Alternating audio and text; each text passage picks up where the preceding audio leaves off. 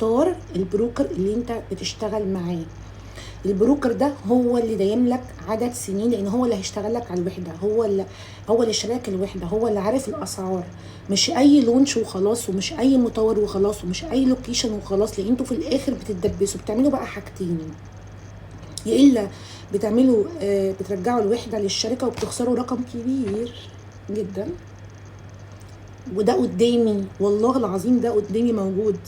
يا الا ان انتوا بتضطروا تبيعوا من غير اوفر وبرضه بتخسروا، لانكم هتضطروا تدفعوا عموله اللي جاي بيشتغل لكم، بتضطروا تتنازلوا عن بعض الارقام من قيمه الوحده عشان يعني انت هتعمل ايه؟ انت متعثر، فيا هتخسر جزء يا تخسر كل حاجه. فالعقل هنا بيقول لا، اخسر جزء، ده العقل يعني بيقول كده.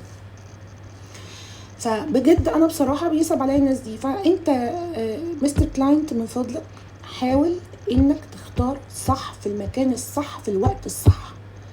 ما عنديش قاعده ثابته في السوق متغير، النهارده بكره السنه اللي فاتت اللي جايه، مفيش قواعد ثابته. وابعد عن المشاريع اللي بتتاخر في الاستلام لانك صعب الخروج منها. بس كده. انا جينا عشان نشوف عقارات من ارض الواقع بسرعه جدا. هتروح على اليوتيوب وتكتب اسكرينا، هيطلع لك القناه بتاعتي. اوعى تنسى سبسكرايب. باي باي.